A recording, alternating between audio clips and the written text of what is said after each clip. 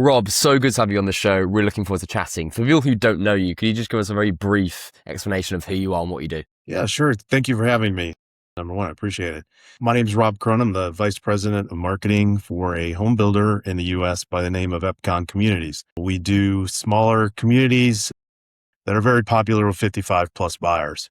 Single level homes, intimate communities. You kind of get to know everybody. If you know what a bed and breakfast is, we're more of a bed and breakfast community kind of builder as opposed to a cruise ship builder. Amazing. And the thing that we were kind of speaking about before was, you have done a lot of industry specific podcasts and shows, and this doesn't just focus on home building, but I speak to people who, some people are AI companies, some people are bathroom remodeling companies. It's kind of a variety. For people who maybe aren't as familiar with your industry, could you explain how it works and a bit more about it? Yeah, well, on the bright side is I didn't grow up in the home building industry. I've come to it. So it's not as if I've been in my entire life. I was with a lot of high growth entrepreneurial tech companies before I came to home building. Within the home building space, there hasn't been a lot that's evolved and grown, especially from a technology standpoint over the years. Home building is a little bit kind of backwards in its adoption of technology. There's a lot of companies coming into the space that are trying to help, but there's some resistance to it. It's about acquiring land, getting it zoned by local government authorities, then starting to move dirt, build homes, and then, bring them to the market and have people buy them. That hasn't changed in many ways for, any number of years, 50, 100 years. You build a home kind of the same way. The materials go into it are a little bit different, but the adoption and advancement of technology just really hasn't happened as much in our industry as others. And we spoke about it earlier. I think it was really interesting. We were talking about the different edges and transformations that have happened throughout the kind of previous years where, it could be, we had the internet, then we had kind of the rise of organic social brands that had to get onto like the vertical format to be on Instagram Reels, TikTok, that kind of things, as people moved from, a very much kind of point and click Google way of searching for things to a kind of self-serve algorithm. And now we've got this whole massive rise and change with AI. Can you tell us, because I think it's an interesting point where a legacy style industry, how are you guys adopting or thinking about, okay, we've got another massive technological change, which, is much bigger than previous ones. What's the kind of sentiment at the moment when you're speaking to other VPs of marketing and CMOs in the home building industry? Yeah, I think it's generational. I'm a solid Gen X. So adoption of technology has just been the norm my entire life, from computers to cell phones to the internet to all the things that come along. We've got to figure it out, adopt it, and move forward. So you look around, you find other home builders, marketers within home builders that have a similar mindset. I think it's intellectually curious is the word I always like to use. Are they somebody who's wanting to learn? Are they out there looking for what's new, what's happening, how to get an advantage, and willing to go out, research it on their own, discover it, figure out how to adapt it and move it into their market. And I think marketers in general are very much that way. You have to be open to change. You have to be adaptable and flexible so that you can find out what's happening, what's working, figure out how to strategically incorporate it into your overall marketing mix, and then put it to use. But yeah, it's very much you have to go out and find others that are like you. We have a group of 10 marketers that we get together every month and talk about what's going on in their business. What are they seeing? How are they adapting to the changes that are happening in the market? And I think that's a really interesting point you mentioned, the 10 marketers every month. Out of that last discussion, what insights came out of those conversations? Yeah, it's really about the different ways people are adapting to AI. You can employ it within the creation of your homes. So designing of the homes. Then there is the tools and resources to show visually what the home is going to look like. That's a way to use AI. There's the ways to promote your company and your product, whether that's writing copy, whether that's writing a blog article, whether it's creating video. There's a lot of different ways that everybody is using AI. And one of the discussions is there's no right way or wrong way. We're all in real time trying to figure out what these systems do. It's the largest en masse scale of product development happening in real time. The people who developed AI don't really know what it can do. So we're all finding our own routes and we'll all end up someplace together. But right now, everybody's taking their own path, and that's okay. How you're using AI and how I'm using AI may be completely different. I'm using it for research. I'm doing a lot of competitive research on AI. May be completely different from another builder, but that's okay. We're all learning, and then we can share what we've learned together, adapt some new things, and kind of move forward. Mm. And the kind of the word AI gets obviously thrown around in a lot of instances. And what we found, especially when working with other marketing teams, is to be very specific in terms of actually speaking in use cases, and also not just use cases, but what are you actually doing this for? What's the kind of desired outcome, whether it's reducing CAC by $1, whatever it may be. Could you maybe kind of transition us from, it sounds like, okay, legacy industry, you guys want to start using AI more. You already are in certain areas in competitor research. What does that look like in terms of specific use cases and then the desired outcome? Yeah, the desired outcome is we build in different areas of the US. Each market is a little bit different. How the people respond, what kind of messaging works, what kind of words they use to describe our product. So when I'm going out to AI, I'm like, okay, gather up as much information as you can about this particular market and how does it differ from the various markets that we're in. That to me is something I would have to go. I'd have to fly to that market or talk to somebody who's locally there. It just makes it a lot more efficient for me to do comparisons between the different markets so I can figure out what strategy I need to build for that particular area. It's just the speed to be able to make change. Now, I don't let do my work for me. And I think that's the big difference between a lot of uses of AI or companies that are using the technologies is they do let it do the work for you. To me, it's a supplement. I use it, I let it do its thing, but then I still use my own mind to look at the information, decipher it out, and then create my own ideas from what it's delivered to me. I don't just say, hey, create me ideas, and then I run with them just the way they are. I now have to apply my own knowledge, my own experience to adjust anything it's delivered to make sure it's accurate and can work in that market. And I was reading a report that Notion put out the other day, which was the difference between kind of the level in which CMOs think that their organization or team is ready for AI and their capabilities, but then also comparing that to the realities of the employees within the organization. And there's quite a big discrepancy there because you've obviously got CMOs or the C-suite getting pressured from the owners or the board who say, we need to implement AI, our competitors are doing it, we need to grow revenue by X. And then that's very different to an employee who's maybe hearing kind of information or news about people losing their jobs, all that kind of stuff. So how do you navigate that gap? Because I think that's starting to grow more and more as more of these quite polarizing stories come out. Yeah, I'd say our organization and maybe our industry is a little bit different than that. It's not a push to adopt AI.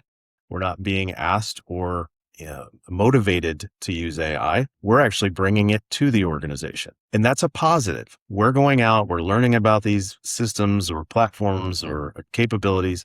We're figuring out ways to adapt it into our marketing mix, but not do it in a way that's causing resistance from the organization. Because a home building company that's been established, we're a company that's been around for 40 years, has really long established ways of doing business. AI can disrupt that.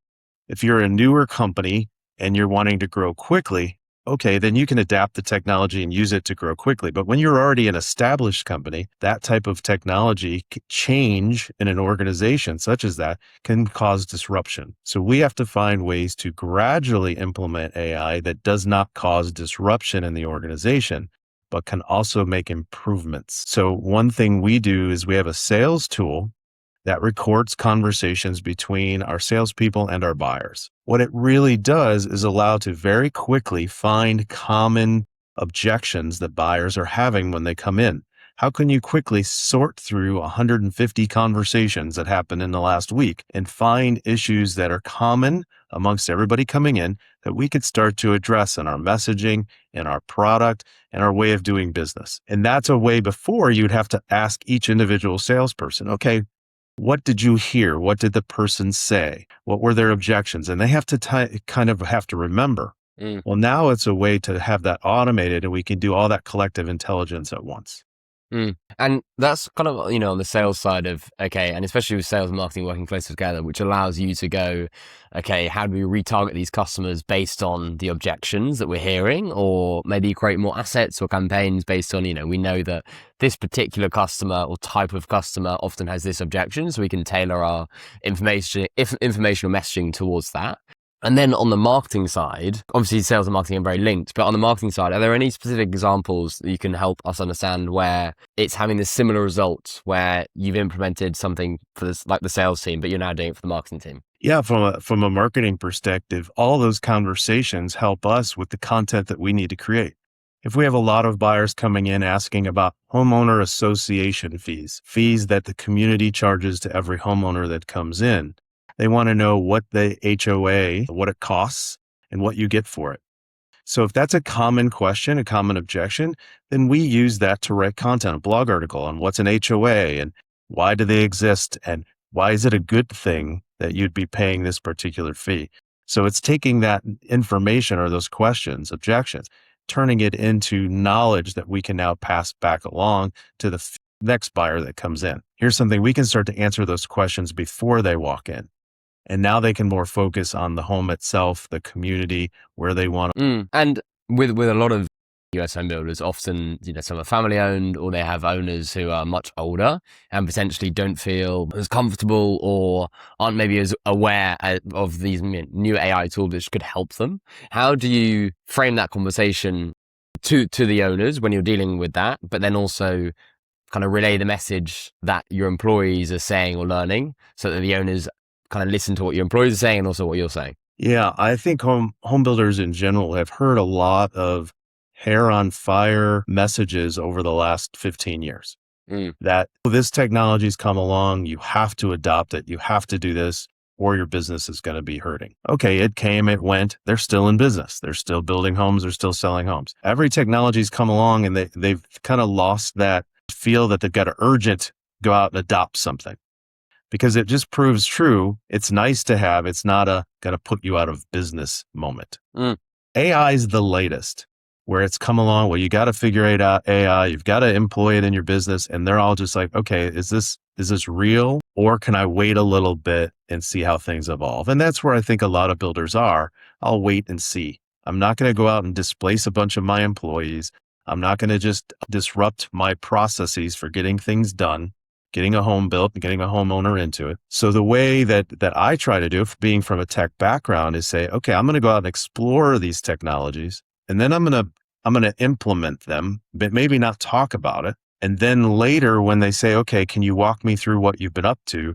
I can say, hey, I use this tool. This has been the result. I don't make promises up front. I just figure out ways I can strategically use the tools and then tell them about it later, the impact that it's had. And it's I think that's brilliant because, often it's the classic case where, people will want to bring a tool in and you'll do a projected pilot in terms of ROI or savings. But I think, and obviously you should still do that. But I think the way you're doing it in terms of running your own mini pilot internally that you're championing for, and then when that conversation happens with the owner, maybe what's called or whatever it is, then you have that clear statistic. I think that's really, really clever. And what would you say to other CMOs or VPs of marketing at home building companies who maybe, because I would assume that the reason you're able to do that is maybe you've been there a while, you clearly know how to almost do that undetected. To your point, it's kind of like bringing a tool in disguise, but then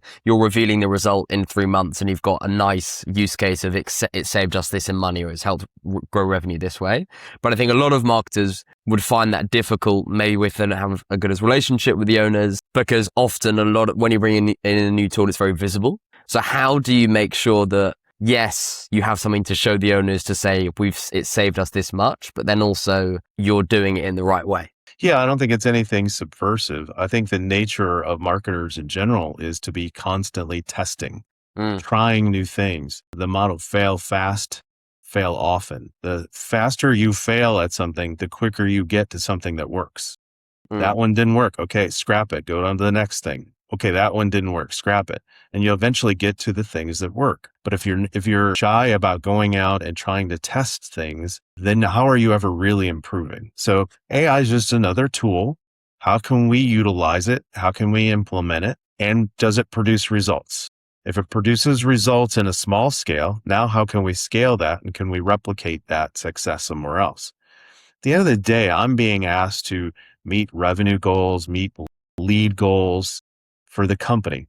So these are just strategies that I'm putting in place to achieve those goals. And when I go report to them, I'm saying, how am I meeting the business goal? I implemented this tool and it helped us to achieve that business goal. It's really tying it to the outcomes that the leadership wants. Sometimes you don't really need to know how the sausage is made. They want to understand, am I achieving business goals? And as long as I'm talking at that level with them, sometimes they're not really worried about how I got there. I can get into the weeds of that and I can tell them the details of that. But at the end of the day, I'm really trying to keep it at their higher level as it relates to the business and the things it's trying to achieve. 100%. I think also it comes down to, what we were saying earlier, which is if you can just be very clear instead of using complex words about how the software is built, how it works, or it uses this kind of connector, or it uses this data, it's going to help us grow revenue from this to this, and it's going to save us X number of hours, which is this in productivity gain. So very simple kind of metrics rather than going to the complexities of the actual AI tool itself. Yeah, if I get into marketing jargon, I lose them. That's not what they do every day. It's not terms they necessarily understand.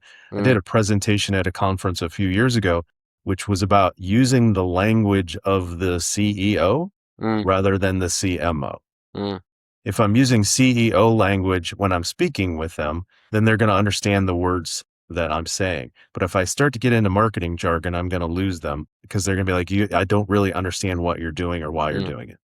No, super, super clear. I think it's also very helpful for CMOs who need to have that kind of difficult conversation with their CEO and how to frame it in the right way. And now kind of parking the AI side of things to the side, could you explain a bit more about the setup of the actual business, who you're marketing to in different areas, and the kind of distribution of leads? Because I think that'll be really interesting, because we've spoken about that AI side and the use cases, but then how does the actual business work? How do you guys make money? And then how do you generate your leads? Yeah, in many ways, we're a marketing and sales organization first. We're a home builder second, because we go out and we present the lifestyle and the product that we offer. People find interest in it. And then they say, okay, I would like to buy one of your homes. Once they tell us that, then we build the home. So we build the home after the fact.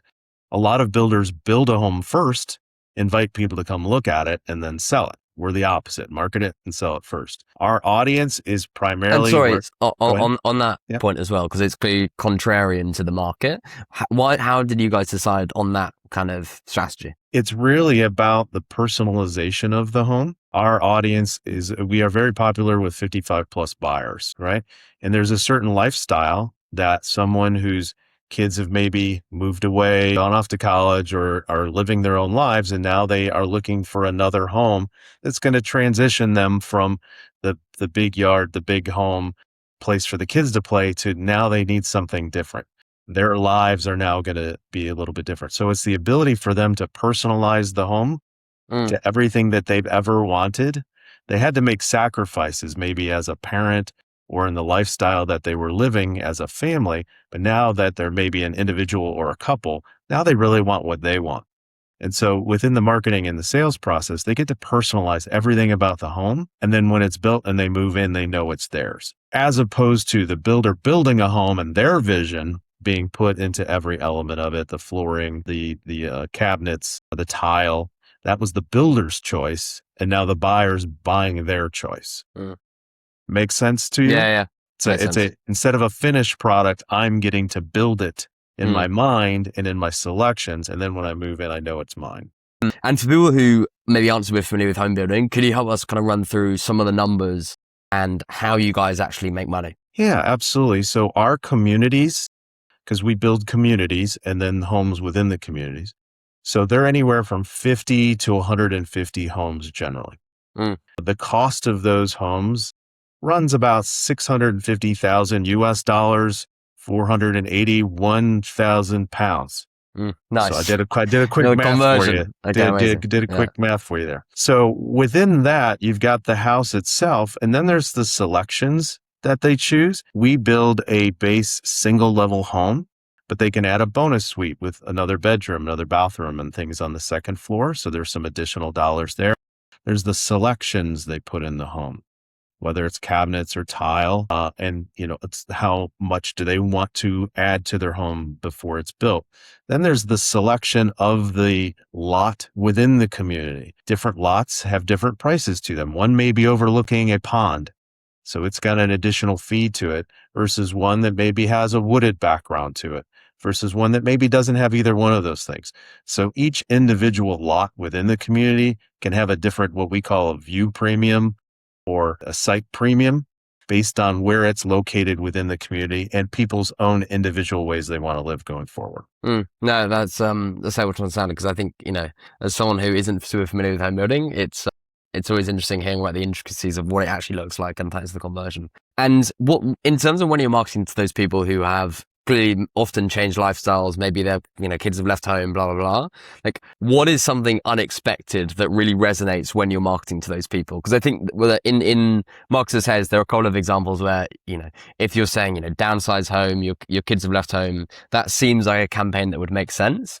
But is there anything, for example, I was speaking to Mark Rosenstock, who's the CMO at Hanson's, and when he was at Procter & Gamble, they ran a campaign where they wanted to advertise like a hair coloring when you visited dating sites, thinking that people will want to look good. Dating sites is a clear theme and link there, but it didn't really work because people they're not focused about how to look better. Their kind of focus is finding a partner. So could you maybe share some of those unexpected examples of campaigns that you thought would work but then actually really didn't? Yeah, I think a lot of what happens is our buyers are often surprised by the lifestyle that comes with a home. When you're thinking about buying a house, you're only thinking about the house itself. What they don't often understand is the community that's around you, the other neighbors. We have clubhouses with fitness centers and pools and other things like that they get into the community, and all of a sudden they realize they bought into a community of people, not just a community of homes. So it's the lifestyle of walking your dog down the sidewalk and everyone wanting to come out and speak with you and talk with you. How's your life? How are things going?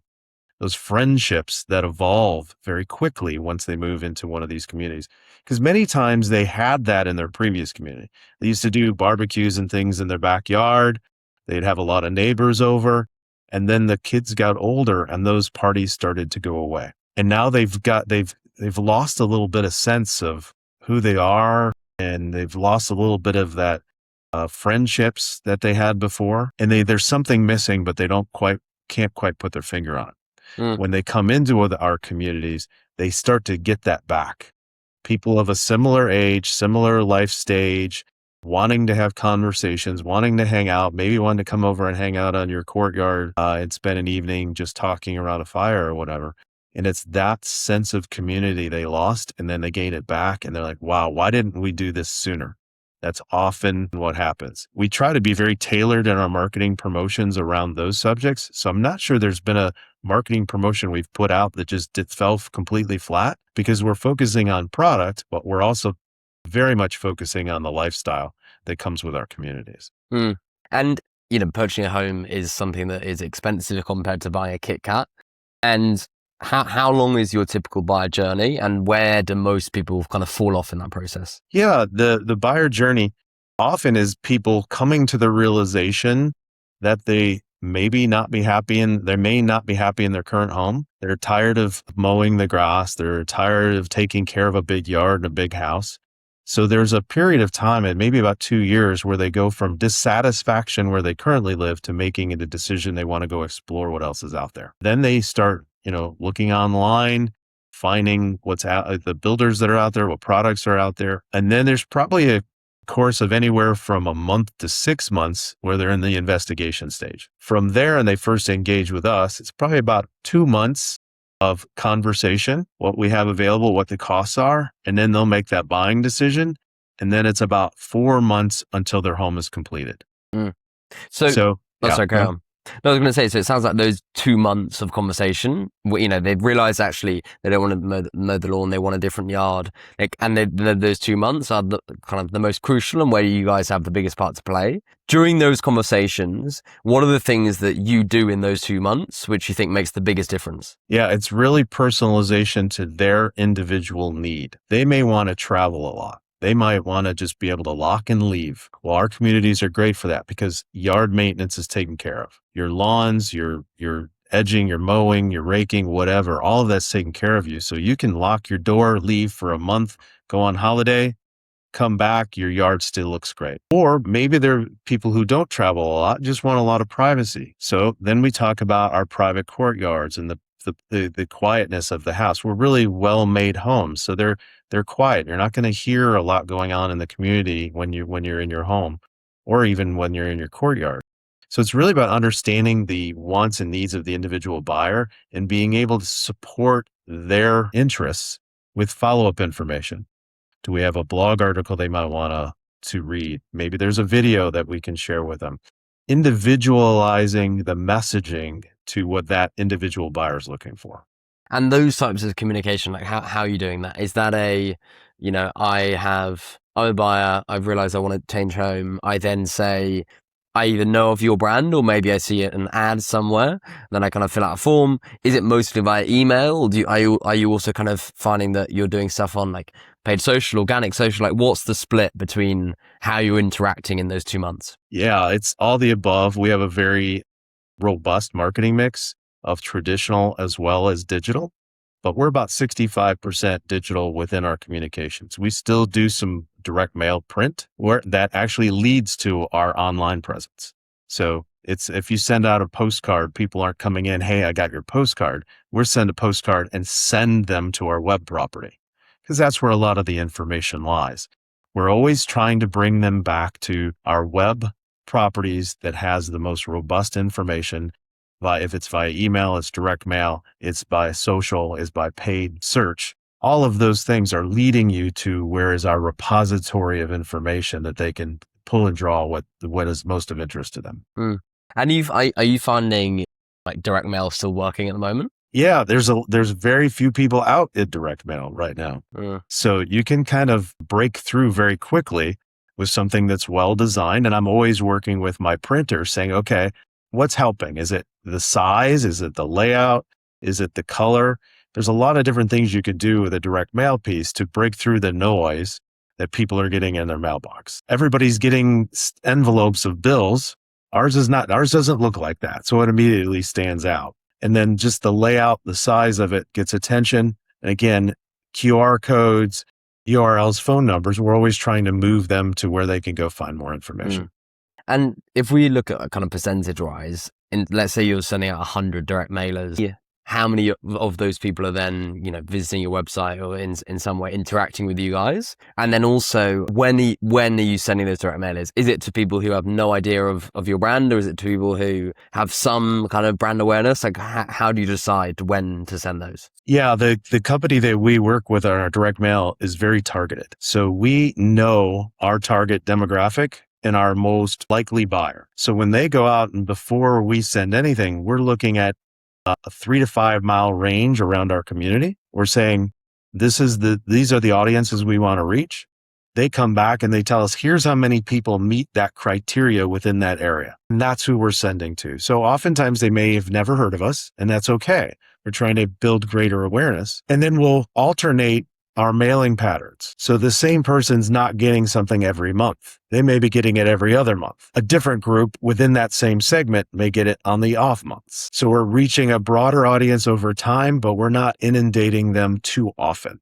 And in terms of percentage wise, like let's say you send out, 100 direct mailers, how many people are then interacting with your brand in some form, whether it's sending a QR code, filling out a form? How does that work? Yeah, well, we track the QR codes and the phone calls immediately, so we know that percentage. Now, the other percentage that may just end up going to our website, that's attribution that's a little bit more difficult to tell unless we put a specific personalized URL for every direct mail, which we don't do. We don't go to that level. Okay, interesting. Got you. Yeah, but we can see the spikes in our web traffic after every direct mail.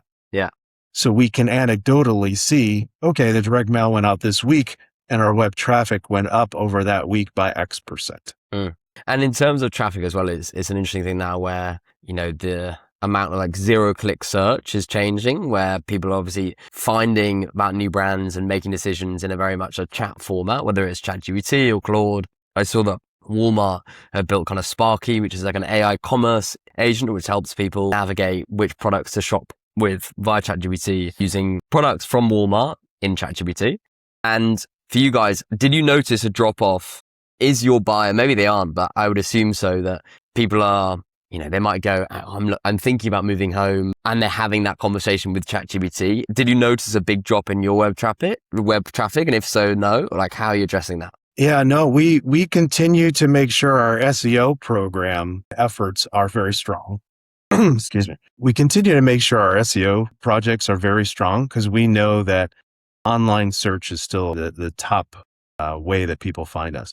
But we also have another strategic AI search program that's in place. So we think both of those are keeping us even. We're not dropping off because one's growing. We're working diligently at both so that we're strong at both SEO and GEO. Also, it's interesting that Gen X and Boomers seem to be the one that are really adopting AI search, that there are some millennial and Gen Z that are falling off. They're not using that search as often. So our buyers are actually well positioned for us to be very strong, to be showing up in AI results. And so, we've spoken about search, GEO, SEO, also direct mail. Could you tell us, in terms of paid ads, what works for you guys? Yeah, paid ads. Again, it's being very specific in our language. We're a type of product that most people don't know exists. When you think about leaving your home and going somewhere, oftentimes there's large retirement communities in parts of the US, or there's apartment complexes. But we're these small infill communities of 50 to 100 homes, 150 homes. So we have to be very specific about the language we use to describe it so that people can find us. We do a lot within Google, a lot within Bing, a lot on Facebook. They're the largest gathering places for the buyers that we're looking for. So we want to make sure that our ads, our listings, everything is showing up where these buyers are spending their time. And out of curiosity, out of those platforms, which is the most successful for you guys? Yeah, well, that's a question of which is the most successful based on which measurement. So our greatest lead generator is within Facebook. It just is. It's the largest gathering place of people. Now, if you're talking about from a sales perspective, Facebook generates a lot of interest. It's top of funnel interest. Yeah. Those people eventually get to know us. They get served follow-up ads. They learn more about us over time, but usually they're in the very beginning stages when they discover what we have. The Google search and things that come directly to our website, and that's through direct mail or other places, they're the ones that convert to sale at the highest rate. Because those are people who may be middle of funnel, bottom of funnel in their stage of where they are in their buying process. And so, yeah, success is an interesting word because it's all based on what the metric is you're trying to achieve. 100%. And if you had to kind of switch off and only rely on one of those channels for the next 3 to 6 months, which would it be and why? Yeah, you're nailing me with that one, aren't you? Give me a second while I think about that question. That's an in-depth question. I had to turn only one on and leave all the rest off. Tough, huh? God, I had a situation like that. I'd probably leave Google search on. Do you want me to ask the question again? No, I'll just go with the answer. Yeah, it's an interesting question on the various platforms because I want to keep them all. I think they're all pretty important. At the end of the day, I think Google search continues to be the backbone of our program. It's where the most highest biased buyer intent is taking place. When people are searching, they're trying to solve a problem. And we want to be there when they're trying to solve a problem. The questions that they ask, the things they're looking for, as long as we're showing up in those results, either with a paid ad or an organic listing or in their business listings, I think that would be the best channel for us if we only had to have one. But what are the types of new ways that you're excited about engaging or finding new customers or prospects? Yeah, I think it really is around the AI search. and making sure that we're showing up in results. And a lot of that comes to prompting and saying, okay, are we as a company, and going through the various platforms for AI and saying, are we showing up? Why or why not? What would you recommend that we do differently? It's really asking the platforms, why are we not a recommended builder for this type of home if we're not showing up? That's just understanding, exploring, and asking the platform, please tell me more. Tell me how we can be better. And on that, how do you find, when you're looking at the data in terms of the way people are searching or finding homes, what are the types of questions people are asking that people might not expect? Like, how, are there any, I'm sure you will have seen searches or things that get flagged, which you go, why are people searching or looking at it in that way? Yeah, I wouldn't be able to tell you a lot of weird ones because they're lower on the profile. I'm looking for the most common ones. They're just looking about what amenities are available, what's nearby, are pets allowed, what's life going to be like. They're just really wanting to understand, if I live there, what's my life going to be like? And how is that going to be different from where I am now? A lot of what we do is not necessarily, here's the home we have to sell you, but why is it better than where you live now? Do you have these things?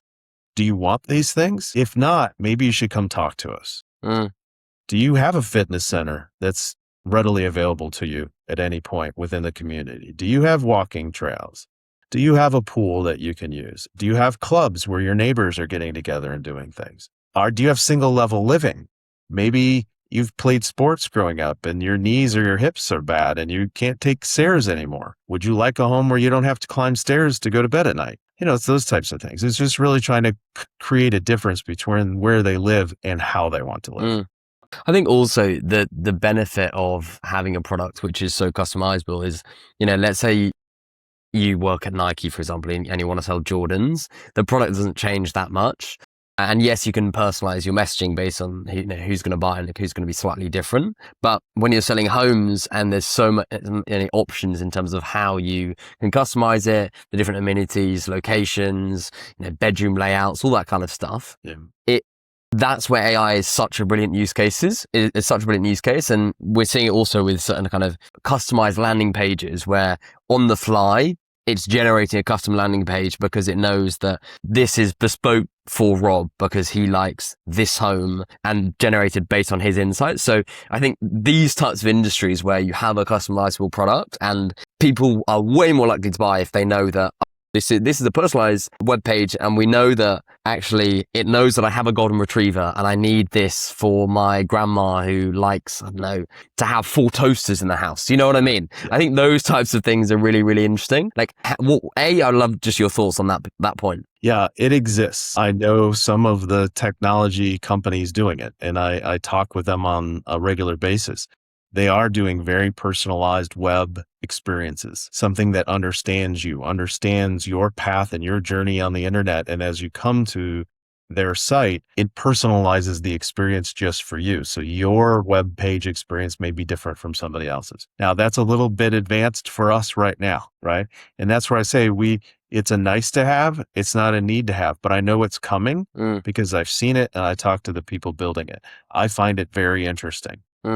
And something I'm exploring, but I'm not going to just jump in full bore and go in that direction right now. I'm going to let other builders maybe experiment with that, see what their experiences are, and say, okay, is this something that we in our next iteration of our web online presence might want to adapt? And on that balance, if you've got to connect the need to have versus something that's maybe like a nice to have in terms of the personalization side, could you tell us like what are the types of things which fall into those different buckets at the moment for you guys? Yeah, it's from product design. How do you design the home? What should the floor plan be? To the assets that are created, to how you promote it, to how you message it. There's lots of different areas where AI can be employed. And we are starting to do that in various aspects of our business. And again, we're taking it in small chunks, small bites, not trying to upset the apple cart of the company and how it operates, because it's a big engine running at any given time. You don't want to disrupt that engine, but can you enhance it? Can you improve it? Can you make it more efficient? Can you do it quicker? That's really where we're trying to be very strategic in our implementation so that we're making things better not making things worse at any given time.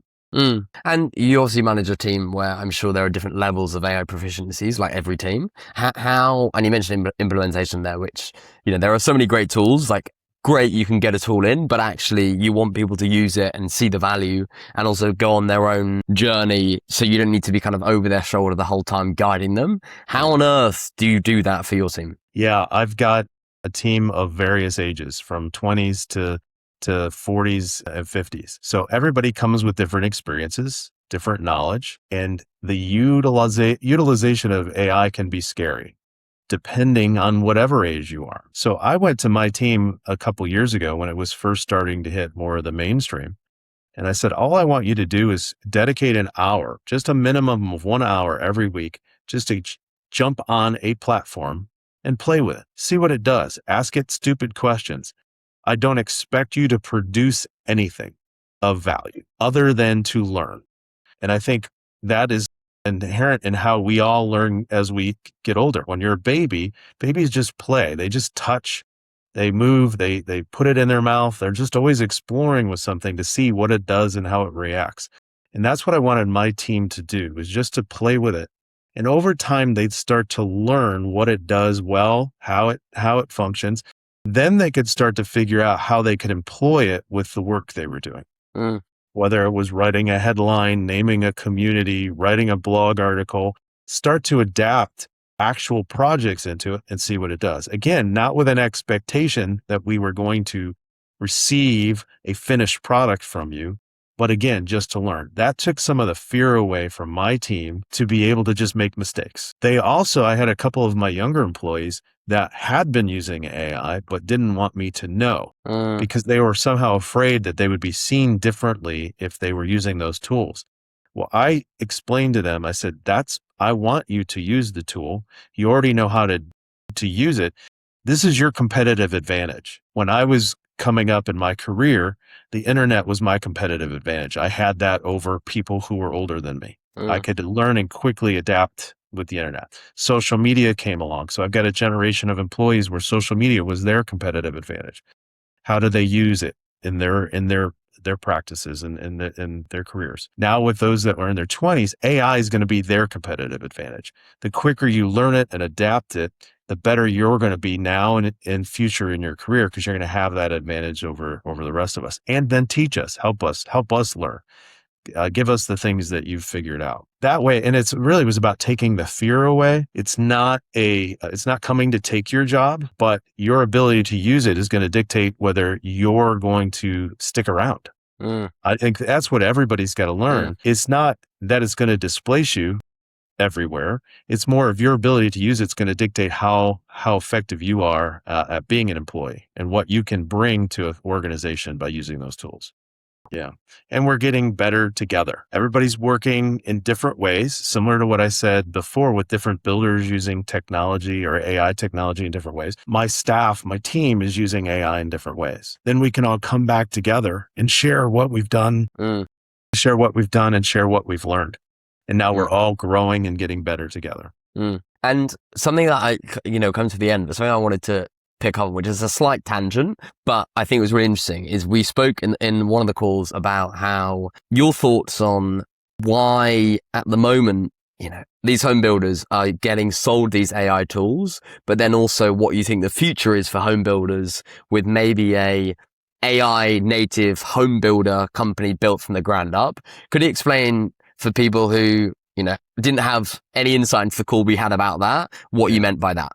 Yeah, home building hasn't changed a lot over 50 years. How you build a home, how you sell a home, how you market it has changed dramatically.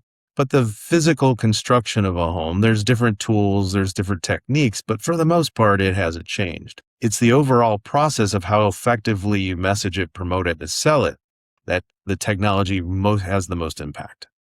Well, right now, there's technology vendors out there trying to tell a home builder that you need to adopt technology. And many of them go, why? I really don't need it to build my home. I need a hammer. I need a saw. I need some people on site. But it's really the effectiveness of the design of the home, more efficiently building it, more efficiently promoting it that allows you to sell it. That's where the real opportunity lies. So I've had this conversation with a number of technology vendors out there. I go, you're trying to sell a tool into someone who doesn't really want it. And you're telling them that they need to be a better home building company with your tool, but they don't. I said, once the technology company decides to be the builder as well and shows how their tools have made them a more profitable, quicker scaling company, then the other builders will take notice. But right now, you're trying to force a tool into someone who's not really looking or wanting it. You have to show them that they could have been a better business had they listened to you, but you also have to adopt the building aspect of it as well. I hope that made sense. It's the connection of it. They will come in and displace home builders doing it a new way. And once they show that's possible, then you'll start to get people to take notice.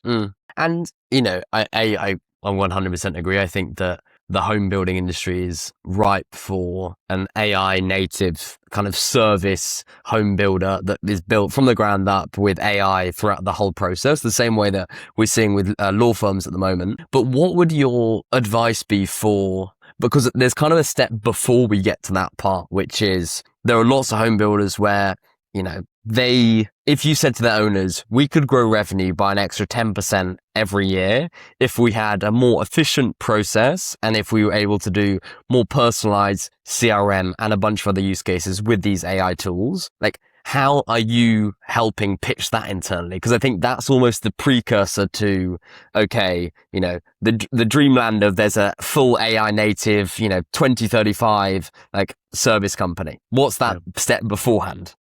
Yeah, I think some of it's already developing. There are factory built homes that are taking place now, that there are warehouses and plants around the US where homes are being generally constructed there, then shipped on site and being put together. Yeah. And I think that's the most ripe opportunity for this to take place. So off-site construction, manufacturing of the home, and then only putting it together once it's on site directly. You take robotics, you take 3D printing, you take modularization, panelization. All of those technologies are evolving simultaneously, and there are builders that are going to be starting to adapt them to the overall construction of a community, the development of a community. I've been watching it happen over the last 10 or 12 years in bits and pieces, and it's now starting to coalesce. It feels a bit like IKEA in a way that, everything is ready to go and you just need to do the final assembly. Very, very similar concept. Yeah. It's precision engineered in the factory. Everything is perfectly angled. Everything is perfectly cut. You're just putting it together with an Allen wrench at the end of the day when you get on site. There's no weather problems. The wood hasn't been out in snow or rain or some other sun beating down on it. I mean, it was put together in a temperature controlled area. So it is precision put together, and then you're building the home when it gets on site. Amazing. Well, I think let's end on that because I think it's an interesting example of what the future holds. Yeah. Well, Rob, thank you so much for coming on the show. It was an absolute pleasure. Thank you. Thank you for having me, Noah.